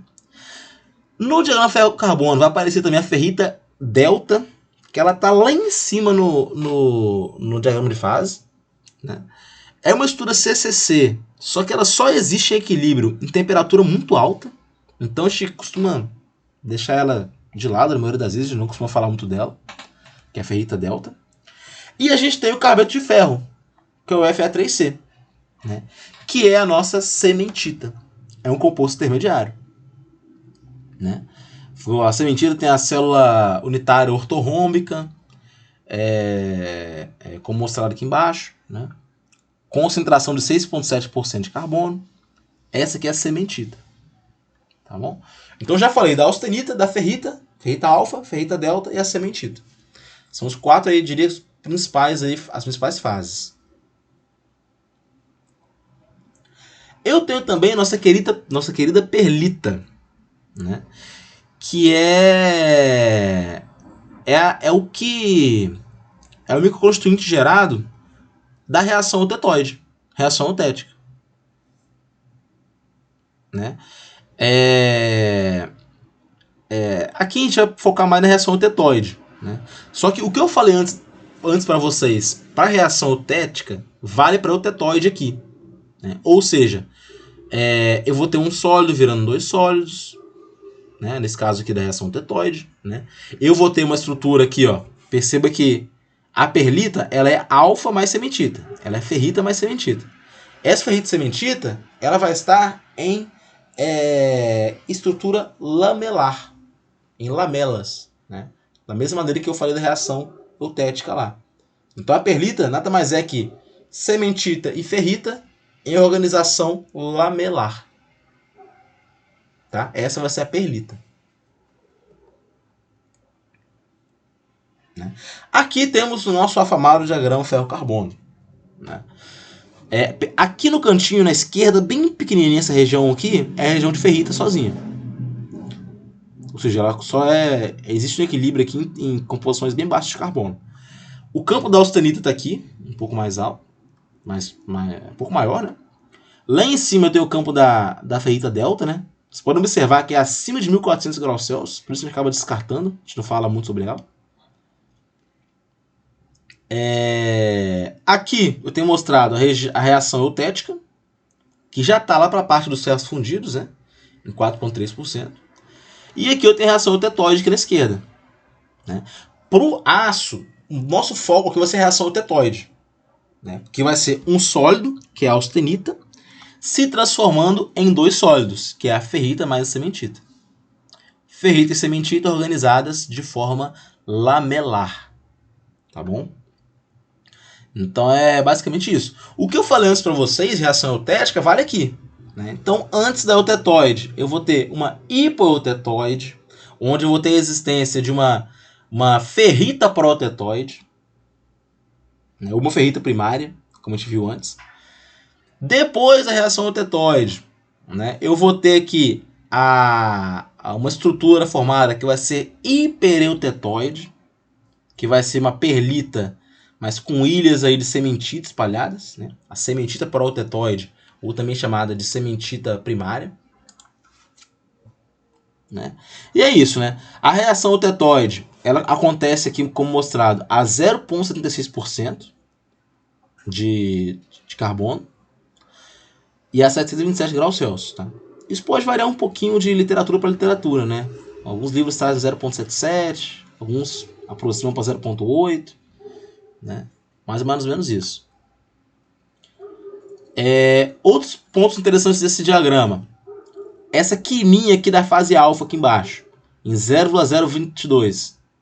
Esse daqui é o limite de solubilidade da ferrita. Tá? Vai ser esse limite de solubilidade aí vai da fase alfa. O limite de solubilidade da fase gama vai ser esse 2,14. Tá bom? 2,14. Tá? Vai ter esse limite aqui, da fase gama da austenita, tá? Mas essa quina aqui. É claro que é o limite de solubilidade máxima, na verdade, né? O limite de solubilidade ele varia com a temperatura, né? Que é essa linha aqui embaixo. Mas assim, é a solubilidade máxima da austenita, tá? E aqui embaixo da ferrita. Aqui em cima eu tenho um ponto eutético, né? 4,3% a 1147 graus Celsius. Né? E eu tenho todos os campos aí como mostrado. Né? Lembrando que Fe3C é sementita. Aqui, ó, esse gráfico aqui, ele é o ferro, carbeto de ferro. Perdão, ele é o ferro carbono. Por quê? Comecei com 0 e fui até 6,7% de carbono. Que equivale a 100% de sementita. Então eu poderia simplesmente mudar aqui esse campo horizontal e colocar de 0 até 100, onde está 6,7 viraria 100 e seria 100% de sementita. É uma alternativa aí. Aqui esse 0,022 aqui é o limite de solubilidade, tá? Não esqueçam disso. As ligas de ferro-carbono podem ser classificadas em 3 tipos. Né? Até 0,008% de carbono é ferro puro, a gente considera. De 0,008 até 2,14% de carbono é aço, sendo que a grande maioria não passa nem de 1% de carbono. E ferro fundido entre 2,14% e 6,17%. Né? Só que a maioria chega próximo aí de 4,5%. Né? Ou seja, passa um pouquinho de reação eutética ali só.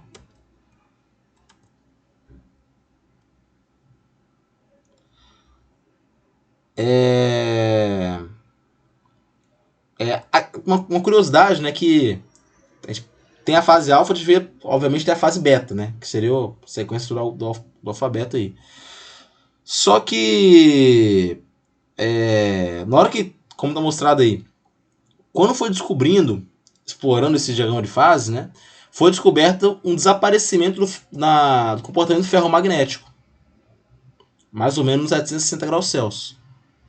Acreditava-se nessa época que essa mudança acontecia devido à formação da mudança da fase alfa para uma suposta fase beta. Né? E depois a gente descobriu que, na verdade, não tinha fase beta sendo formada. Né? O que acontecia era uma mudança de alfa para beta. Né? Outra diferenciação da fase alfa para... Perdão, de alfa para gama. Né? De alfa para gama é que a fase alfa é ferromagnética e a fase gama não é. Tá? Então é outra diferença entre os dois. Se a gente mantiver a sementita durante alguns anos, aproximadamente 650, 700 graus Celsius, ela vai se decompor em ferro alfa, né? Vai sofrer uma decomposição, e carbono na forma de grafita.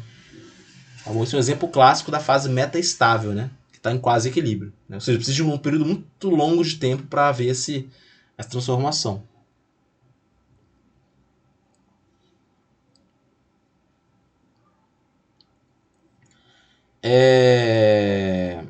A microestrutura segue aquela lógica que a gente viu para outros diagramas. É importante destacar que na maioria dos tratamentos térmicos para matéria para aço, em geral, a gente não precisa fundir o material para depois resfriar ele. Na maioria das vezes é suficiente que a gente jogue esse material lá na fase austenítica, que é nesse campo de austenita aqui, e a partir daí a gente faz transformações nele. Vocês vão ver que todas as transformações, tratamentos térmicos que o aço pode passar, eu levo até a temperatura acima de 727, né? Seja no campo austenítico, e aí eu começo a fazer o resfriamento. né? Aqui está mostrando o que é a liga eutetoide, hipoeutetoide e hipereutetoide, que eu já destaquei para vocês, né? Isso eu já falei já mais cedo, né? A liga eutetoide aí, que é só a estrutura lamelar. A hipoeutetoide, que é a estrutura lamelar da perlita, com a ferrita proautetoide, né? Vocês podem ver aqui nesse desenho, está bem claro, né? As lamelas aqui de perlita com a ferrita proautetoide aqui no meio, né? Posso fazer o cálculo usando aquele mesmo método mostrado anteriormente, tá? Não muda o método. Tá? Só mudou aqui no caso do diagrama, o método não muda. As ligas hipereutetoides é perlita, onde eu tenho a formação de uma de uma sementita proautetoide. Essa imagem da direita aqui, a micrografia, deixa bem claro. Eu tenho a perlita aqui, e essas linhas claras no meio, como se fossem contornos, né? É a sementita proautetoide formada numa liga que eu chamo de liga hipereutetoide. Obviamente, eu posso calcular isso também aqui, né? Não tem mistério. É importante falar que é muito raro a gente ter um aço que é só aço carbono, ferro e carbono, né? É comum que a gente faça o acréscimo de elementos de liga para dar melhores propriedades, né? Como se tem o caso do cromo, que é adicionado para melhorar a resistência à corrosão. Só que esses elementos de liga eles vão mudar o diagrama de fases. Obviamente, vai alterar significativamente. Tá? Observem o efeito do elemento de liga em cada de cada elemento de liga na temperatura tetoide aqui na esquerda, né? O titânio faz a temperatura tetoide subir, o molibdênio, o silício, o tungstênio também, o cromo já sobe um pouquinho, o manganês e o níquel já reduz a temperatura tetoide. A composição tetoide também é influenciada por esses elementos de liga, como mostrado aqui na direita. Então, assim, o que a gente vê aqui é basicamente por uma liga ferro-carbono pura, né? Só ferro e carbono mesmo. Porque quando a gente acrescenta os elementos, a gente já tem um aço-liga, que aí a história vai ser bem diferente.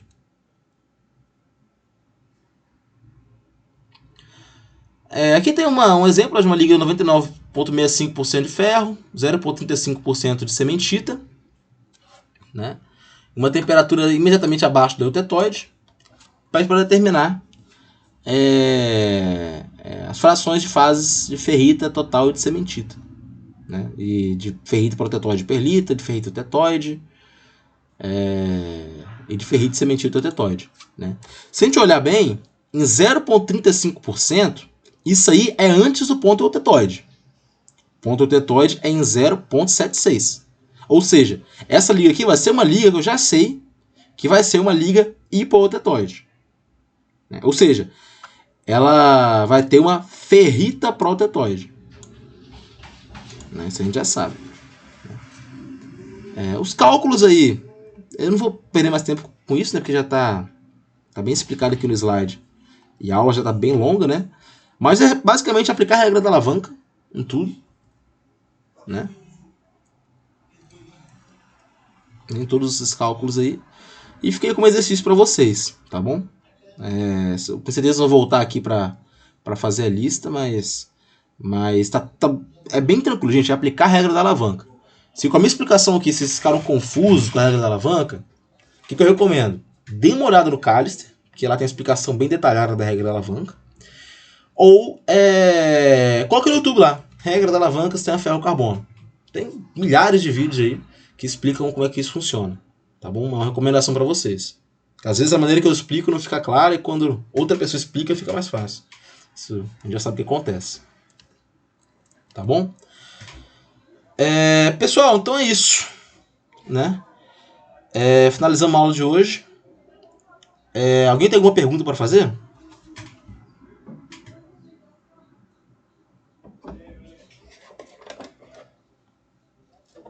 Tranquilo, né? Show. Lembrando então, primeiro novamente peço desculpa porque eu particularmente não gosto de dar aula desse tamanho, né? Nem quando estava no presencial eu ficava 2 horas falando, porque eu ficava com sono, o aluno ficava com sono. Então assim, Porque como teve esse feriado aí durante a semana foi meio perdida. Enfim, aí tá a aula aí, né? Como tá gravado, vocês podem. Eu vou botar no YouTube, vocês podem parar, voltar, assistir um pedaço, descansar, enfim. Quem quiser rever. Lembrando que amanhã eu vou postar as notas de vocês, eu vou postar no sistema acadêmico logo. Caso alguém tenha alguma reclamação, alguma coisa a falar sobre as notas, quiser que eu mude alguma coisa, me avisem, tá? Não deixe de me avisar, porque como eu falei, eu vou ficar só até sexta-feira aí com acesso, né, ao sistema. E é isso, gente. A princípio eu vou postar essa semana aqui agora, com a primeira lista. E talvez, se eu encontrar alguma aula legal do capítulo 10, eu já posto uma aula do capítulo 10 lá para vocês, né? Com a lista também. Que aí o professor que chegar, ele só precisa corrigir a lista, né, basicamente. Tá? Vou fazer uma coisa assim, já que o pessoal me pediu para já deixar um conteúdo a mais, né? Não só até essa semana. Tá? E é isso, gente. Qualquer dúvida, vocês podem me procurar, tá? Eu tô saindo aí agora, mas caso alguém tenha algum problema, quiser ajuda em qualquer coisa, eu tô disponível. Vocês têm aí meu e-mail. Tem meu número de celular também, né? No WhatsApp. Então é isso, pessoal. Foi um prazer ficar com vocês esse período. E até mais. Valeu!